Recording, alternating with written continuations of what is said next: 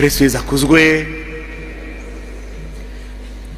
Bavandimwe, ivanjiri iradushyira imbere y'ingingo ikunze kugora mwene muntu, guhuza imvugo n'ingiro. Buri gihe icyo tuvuze, icyo twifuza kugeraho, kenshi tunyuranya nacyo.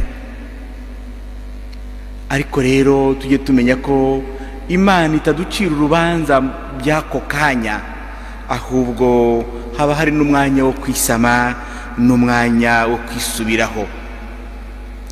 Twumvise uyu muhungu wa mbere wabwiye se ngo ndanze, ariko ngo akisubiraho.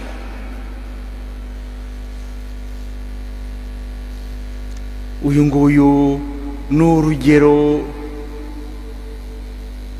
rwo kwihana, ni urugero rwo guca bugufi, ni urugero rw'uko Imana idahanira nk'uko nari maze kubibabwira, ko ahubwo itureka hanyuma ikaduhembera icyo twakoze.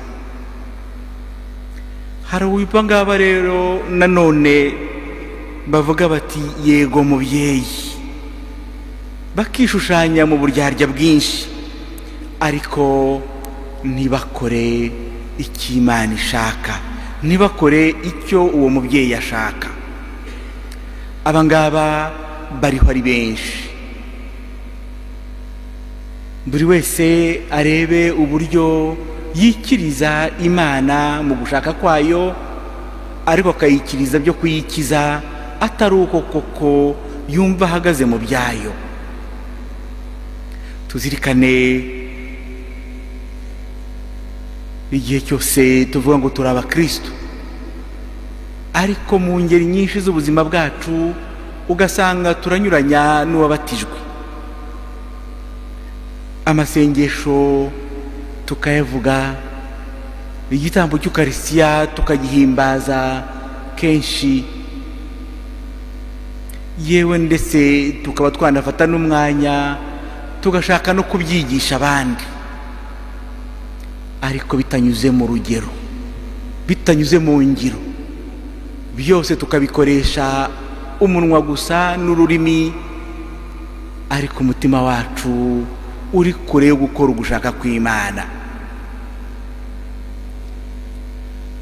Imana ngo yiyamye umuryango wayo igira iti, uyu muryango n'uw'indyarya koko, unsingiza ku rurimi gusa, ariko umutima wawo uri kure yanjye.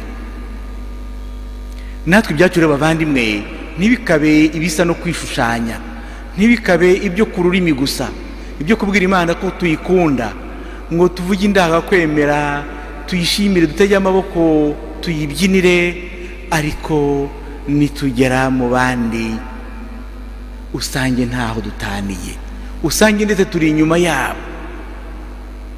Dusabe rero bavandimwe ngo twisubireho, kuko hari igihe twakwibeshya ngo twageze mu kiliziya tuzi gusenga, tuzi ijambo ry'Imana, ariko ubuzima bwacu butajyanye n'iryo jambo. Dusabirane kumenya gukora uko gushaka kw'Imana.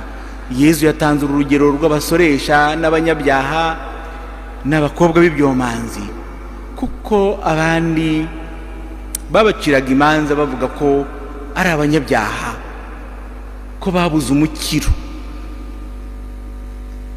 Ariko Yezu Kristo arasubiramo ababwira ati, abo ngabo bumvise ijambo ry'Imana, bumvise impanuro n'inyigisho za Yohane Batista, baremera, barahindukira, bisubiraho. Ariko mwebwe, ubwabwira abafarisayi babandi bumva ko ari bo banyedini, ari bo begereye Imana, mwebwe ntimwabonye urwo rugero ngo mwemere. Mumenye ko igihano cyanyu gikomeye imbere y'Imana. Bavandimwe rero, natwe turusheho gutera intambwe, ntitwumve ko twageze iyo tujya, twumva ahubwo ko inzira ikiri ndende yo gusanga Imana no kurushaho kuyikorera koko bikwiye mu buzima bwacu. Nyagasani Yezu nabane namwe.